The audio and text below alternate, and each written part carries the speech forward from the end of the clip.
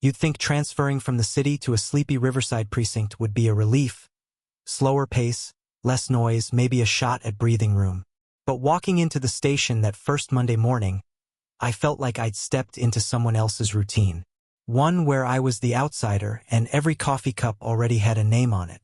Captain Morales barely looked up from his desk when he handed me the clipboard. "You'll be riding with Sergeant Harker.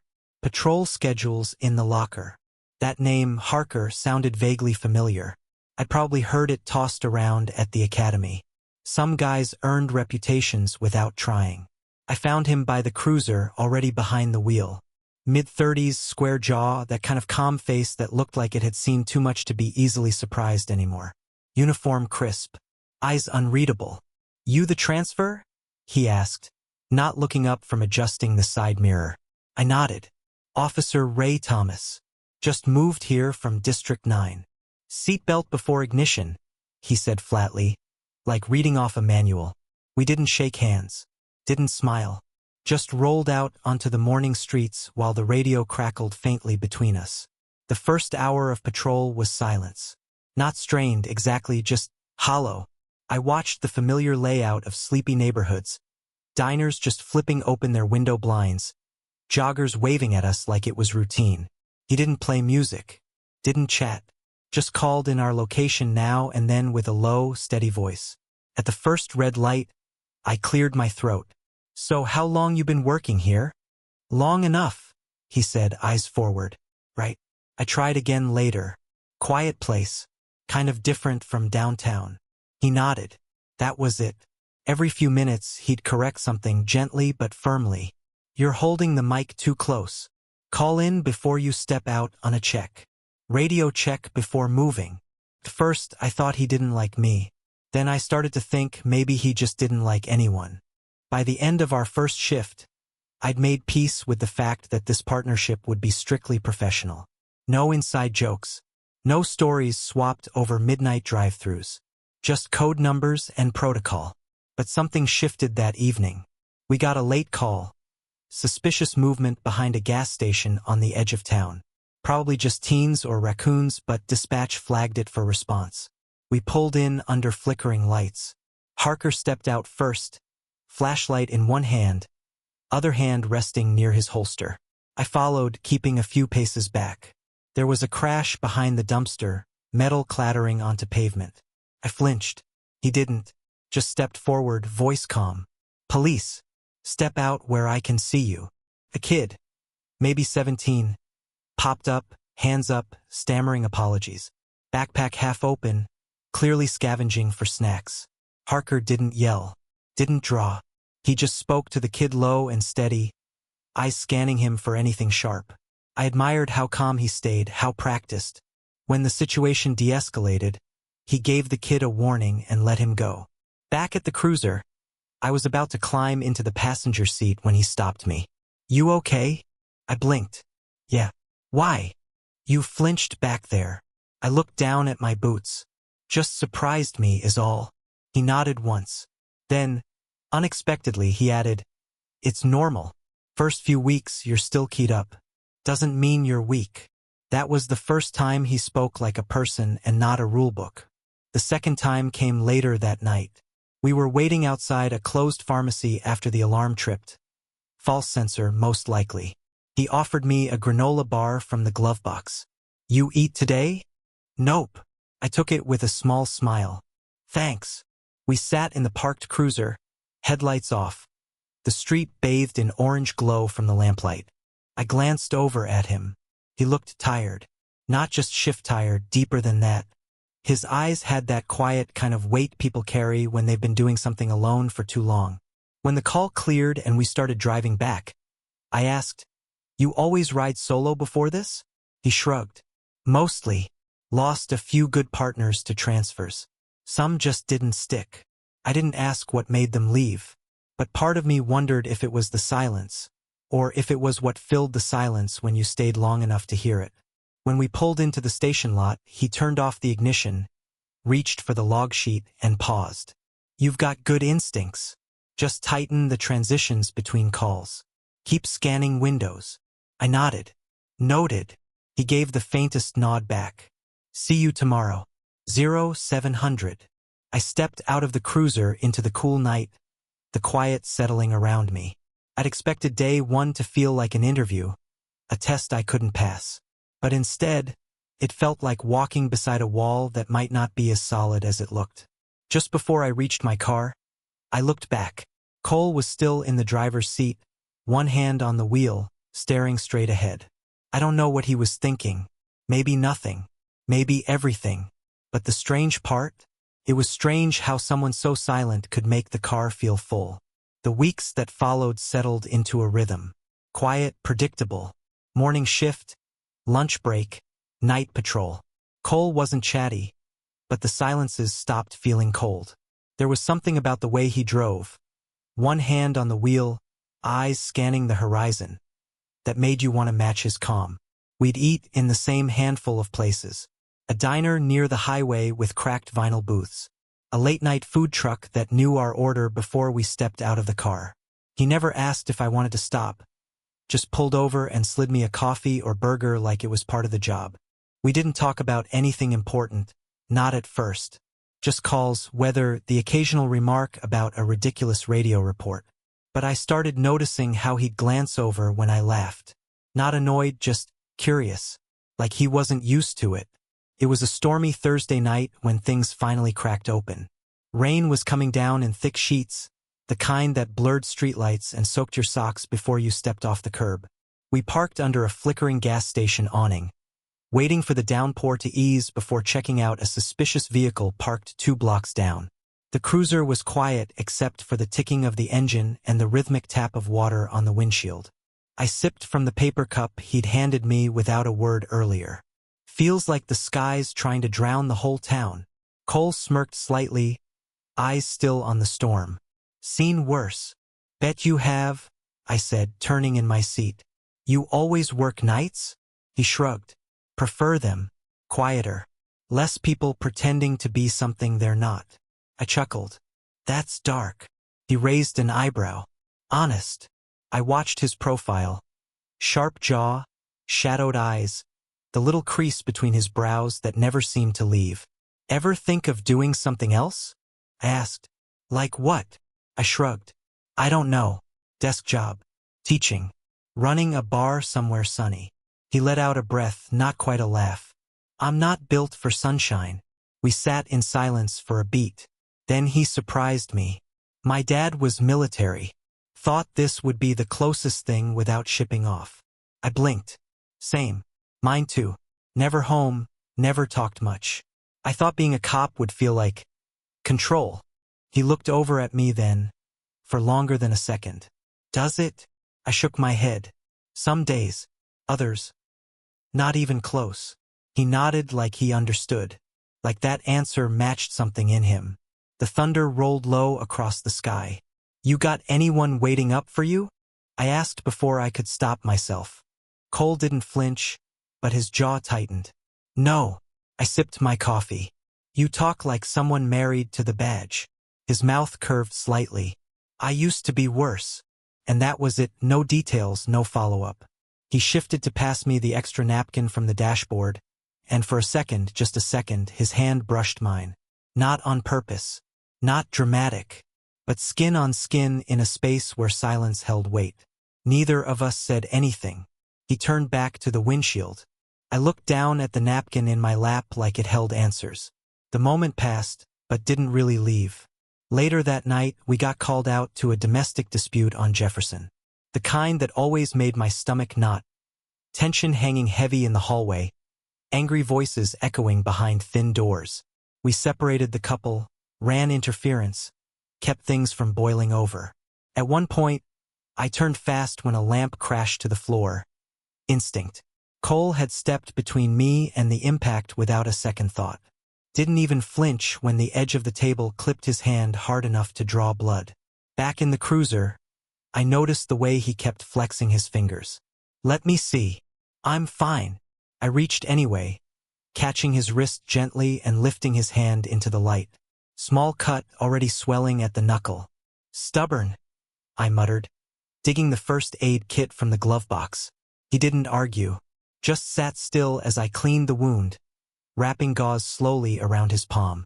It was quiet again, not the kind that comes from distance but from attention. His hand stayed in mine longer than necessary. He didn't pull it away. You can always tell when the station's bored. That's when the jokes start. By the third month of riding with Cole, people had started noticing the pattern. The two of us always clocking in together, eating together, finishing paperwork side by side. At first, it was harmless. Look at that. Harker finally found someone who can stand him for more than a week. Or, you two finish each other's sentences yet? Or just each other's reports? Laughter all around. Even Morales cracked a smile once. I'd roll my eyes, maybe throw back a sarcastic comment, but Cole would just go quiet, a muscle in his jaw tightening before he'd grab the next file and walk out. At first I thought he didn't care, but soon I realized he did, maybe more than I understood. The teasing didn't stop. Every precinct's the same, rumor fills the silence. And we gave them plenty of silence to fill. One morning in the locker room, Officer Trent, a loudmouth with a permanent smirk, grinned at me. Better not piss off your husband today, rookie. I saw him polishing his gun with extra love. The guys laughed. I tried to shrug it off, tying my boot slower than necessary. But when I looked up, Cole was already gone. By the time our shift started, the space between us felt like another passenger in the car. He barely spoke, kept his eyes on the road, hands fixed at 10 and 2. If I asked something, he'd answer short. Yeah. Copy. Let's move. It wasn't anger, it was retreat. When dispatch called for a routine traffic stop, he volunteered for solo coverage before I could open my mouth. That stung more than I wanted to admit. I told myself not to take it personally. But how do you not, when the silence used to feel safe and now it feels like a door closing? The tension broke, or maybe exploded, one Friday night on 5th Avenue. We were called to assist on a burglary suspect. Male, mid-20s, armed with a knife, last seen ducking between abandoned buildings. Rain slicked the streets. The alley smelled of rust and wet cardboard. Cole motioned for me to go left while he circled right. I found the suspect first. He lunged out from behind a dumpster, eyes wild, knife glinting under the streetlight. Police! Drop it! I shouted, heart pounding. He didn't. He rushed me. Before I could even react, Cole appeared out of nowhere, shoving me back hard enough to knock me against the wall. The knife grazed his vest. A flash of motion, a scuffle, the suspect hitting the ground face first as Cole pinned him down with brutal precision. By the time backup arrived, Cole's sleeve was torn, his knuckles bleeding. I was fine, shaken but fine. When the adrenaline wore off, anger took its place. What the hell was that? I snapped once we were alone by the cruiser. Cole wiped the blood from his hand, barely looking at me. I handled it. You shoved me out of the way like I was a rookie on day one. You froze. I didn't freeze. You froze, he said again, louder this time, eyes meeting mine. And if I hadn't moved, that knife would have found you instead. I stepped closer, heat rising in my voice. That's not your call, Cole. We're partners. You don't get to decide who takes the hit. He opened his mouth, then stopped. His chest rose and fell once, twice, before he muttered, "You don't get it. Then make me get it." For the first time since I'd met him, his composure cracked. The calm sergeant tone vanished. Because I can't afford to care this much. The words hit harder than the shove earlier. Rain dripped from his hair, from the brim of his cap. The radio in the car squawked faintly, calling in another routine report. But neither of us moved. I just stared. He looked like he wanted to take it back. The words, the admission, the way his voice had broken around them, but he didn't. He turned away instead, leaning on the cruiser, breathing steady again like nothing had happened. I didn't know what to say. Every thought tangled in my throat. You can't afford to care this much. That meant he did. And yet, somehow, that made it worse because caring was exactly what he'd spent weeks trying to bury. We finished the arrest paperwork in silence. Back at the station, he didn't wait for me like he always did. Just dropped the keys on the desk and signed off without a word. When I finally walked out to the lot, the cruiser lights flickered faintly against the wet pavement. blue reflections stretching like ghosts across the asphalt. He was in the driver's seat, already buckled up. "Ready?" he asked, voice flat. I nodded. Yeah. The drive that night felt endless. The windshield wipers beat a steady rhythm, the only sound between us. Streetlights flashed over his face in intervals. Gold, shadow, gold again. Every time I tried to speak, something inside me said don't. He didn't look my way once. We drove the rest of the night in silence, the city lights flickering over the walls we just rebuilt. It was a Tuesday night shift, the kind that felt stitched together by static and half-empty streets. The kind of quiet that always meant something was about to happen. We were halfway through our last patrol loop when dispatch crackled in. Unit 3 to 11, possible domestic disturbance, 200 Riverside. Caller hung up before details. Cole answered in his usual calm tone, but I could hear the sigh under it. 3 to 11 copy. En route. When we pulled up, the place looked ordinary. Lights on, TV flickering through the blinds. Cole motioned for me to stay back as he knocked. A middle-aged woman opened the door, confused, wearing a robe and holding a mug. Disturbance? Oh no, I must have rolled over on the phone. Sorry. False alarm. Cole nodded politely, did a quick check around the porch just in case, and thanked her for her time. When we got back in the car, neither of us spoke. The call wasn't the point. It was everything that hung between us since the alley that was. He drove a few blocks, then turned off onto the river road, one of those quiet spots where the city ended and open water began. He parked near the guardrail, engine idling low. The rain had stopped hours ago, but the world still smelled like it. Damp air, wet pavement, faint hum of insects. We just sat there, not partners on patrol, not officers, just two men who'd been circling something too long to ignore. After a minute, he killed the engine. The hum of the river filled the silence. You ever think about quitting? Cole asked suddenly. I blinked. Quitting the force? He nodded. His hands were on the wheel but not gripping it, just resting there. Sometimes, I admitted, when I can't stop seeing faces from calls that went bad. You? He let out a dry laugh. All the time. He didn't look at me when he said it. He just stared at the dark stretch of water ahead, his reflection faint in the glass. When I said I can't afford to care, he started, voice low. I wasn't talking about you. Not exactly. I waited. He ran a hand down his jaw, took a slow breath, and then said, 5 years ago, I had a partner named Ryan. He was good. Too good for the job, probably. Smart, funny. Didn't take things so damn seriously. I stayed quiet. We'd been riding together almost 3 years. He used to call me out for being uptight. Cole smiled faintly at the memory, then shook his head. One night, we got a call about an armed robbery. It went bad fast. He went in before backup. I followed, but he paused. The silence that followed wasn't empty. It was grief, raw and steady. He didn't make it.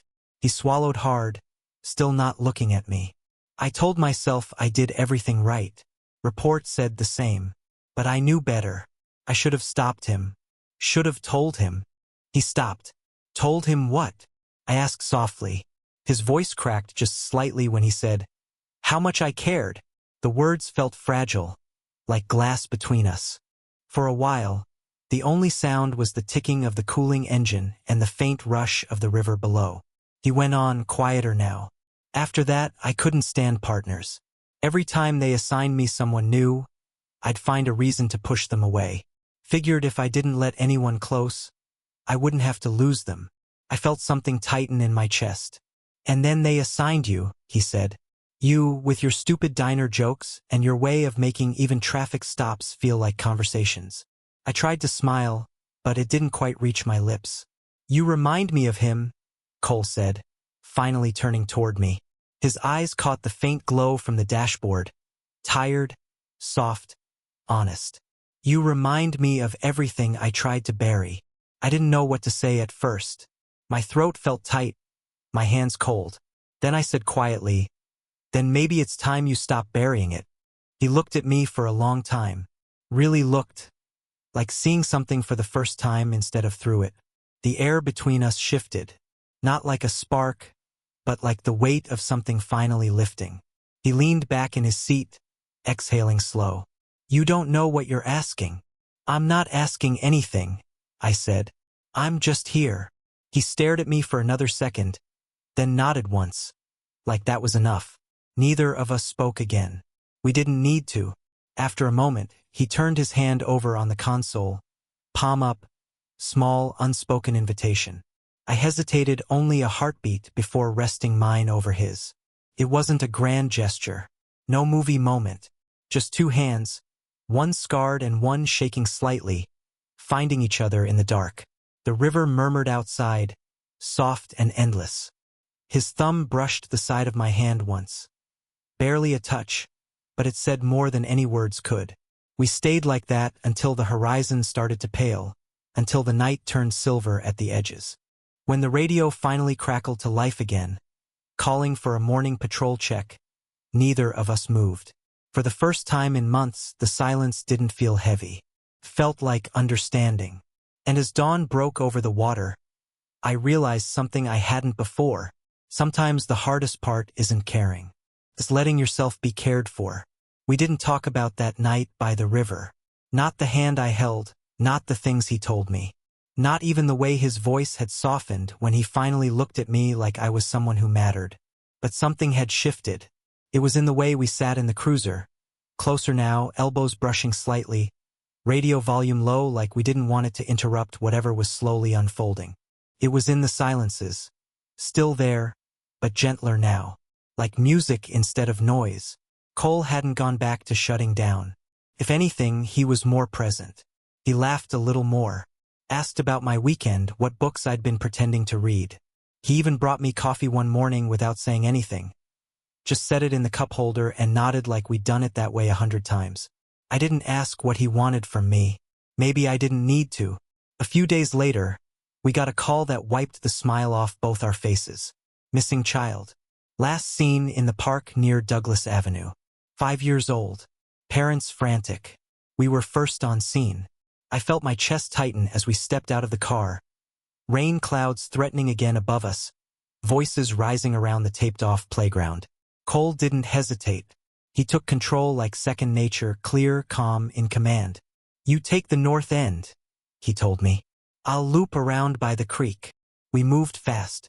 I shouted the kid's name, ducked under benches, scanned bushes, every muscle wired tight. Then I heard Cole's voice, sharp but careful. "Over here." I ran to the edge of the creek trail and found him crouched low beside a wide culvert pipe. Inside, curled up and crying, was a little boy in a red raincoat. Cole reached a hand in slowly, coaxing him out like someone handling glass. The boy latched onto him like he was the last safe thing on earth. I helped carry him back. Parents sobbed. Radios buzzed with updates. And Cole, for all his calm, looked at me once through it all with something in his eyes I hadn't seen before. Trust. Not the kind built from time, but the kind built from knowing that when it mattered, we showed up for the job and for each other. Later that evening, after we filed the report and dropped the cruiser at the lot, I was headed toward my car when I heard his voice. "You want to debrief?" I turned. He was leaning against his truck, casual, but something about the set of his shoulders made my pulse skip. I raised an eyebrow. "Debrief?" He shrugged. "I've got food, beer, no uniforms. Just off the record." I hesitated for a second, then nodded. "Yeah, I'd like that." His place was as I imagined. Neat, minimal, quietly lived in. The kind of space that didn't show much except in small ways. Framed photo of a police academy class, worn guitar in the corner, a mug that read "World's Okayest Cop." We didn't talk much at first. Just cooked side by side, grilled chicken, potatoes, something simple. He moved like he did on patrol. Smooth, efficient, never in the way. The tension had changed. It wasn't sharp anymore, it was nervous, curious. Like both of us knew we were nearing a place we couldn't walk back from. We ate on the couch, plates balanced on our knees, football murmuring low from the TV. Somewhere between the second beer and the quiet stretch of silence, he set his plate down and looked over at me. I think, he said slowly, I started falling for you somewhere between the second coffee and the fourth night shift. My breath caught. He wasn't joking, wasn't teasing. He looked serious but not scared. I didn't mean to, he added. It wasn't part of the plan. But there it is. I sat there for a second, heart pounding.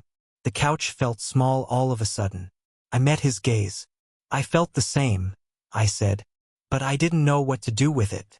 I thought maybe I was just reading too much into things. Cole smiled, but it was sad at the edges. You weren't. Neither of us moved. The distance between us was barely a few inches now. Not even that. I've been scared too, I admitted. Not of you. Of what it would mean if I let myself feel it. He reached over, slowly, no rush, no pressure, and rested his hand on mine. Warm, certain. When he leaned in, it wasn't a dramatic moment. Just two people who had been circling each other in silence for too long. His lips brushed mine, soft, hesitant, like a question. I answered without words. It wasn't hungry. It wasn't desperate. It was careful, respectful, full of something we hadn't dared speak out loud. When we pulled back, he kept his forehead resting lightly against mine. No one said anything. We didn't need to. We sat there on that worn couch, the TV still playing quietly, his thumb tracing a slow line over my hand. For the first time in months, I didn't want the night to end. Weeks passed. The world didn't shift on its axis. No dramatic confessions at roll call. No fireworks. Just quiet change. Cole and I still showed up together. Still clocked in, ran our routes, wrote our reports. But something was different. The air around us had softened. The space between us felt lived in now, not measured. At the station, the jokes died down. Maybe people got bored. Maybe they saw something honest in the way we worked. Two men who had each other's backs without needing to prove it. We didn't flaunt anything. Didn't need to. But there were moments. A look across the cruiser when the call came in. A shared coffee, passed silently like a secret. A hand that lingered just a little too long when one of us slid a file across the desk. People noticed, sure. But no one said anything. Professionalism stayed intact. The truth lived in the quiet. One morning, after a particularly long and draining night shift, drunk driving arrests, a house fire we couldn't do anything about, and a noise complaint that turned out to be a family falling apart, we found ourselves cruising through the still sleeping edge of town. The sun hadn't fully risen yet, but its light was stretching fingers across the fields. Cole drove with the window down, one hand resting casually on the wheel. I had my arm out the window, the breeze cold against my skin. The world felt paused, like it belonged only to us. He glanced over, eyes still soft from the night. You still okay being my partner? He asked, voice low. I turned toward him, smiling slowly. Only if I can be more than that. He didn't say anything right away, just looked at me with something close to awe, then turned back to the road and smiled. It wasn't a new beginning. It was the quiet continuation of something already real. Later that week, we got called to assist on a roadside breakdown. Nothing urgent. We towed the car, made a few people laugh, and shared fries at a diner afterward. Sitting across from each other in uniform, boots up on the metal rail under the booth. Cole wiped ketchup from his lip with a napkin, watching me with that familiar half-smile. You're different now, he said. How so? Lighter. You don't carry everything in your shoulders anymore. I shrugged. Maybe I finally trust where I am. He didn't say it, but I saw it in his eyes. Me too. On another slow patrol night, we cruised past the riverbank again, the place where everything changed. This time, we didn't park. Just drove past slowly, windows down, letting the memory drift between us like a song we both knew by heart. He reached over and rested his hand on my thigh briefly. No words, no drama, just presence. It grounded me. I used to think love had to be loud, declarations, grand gestures, fireworks under moonlight. But what Cole taught me was that sometimes love whispers.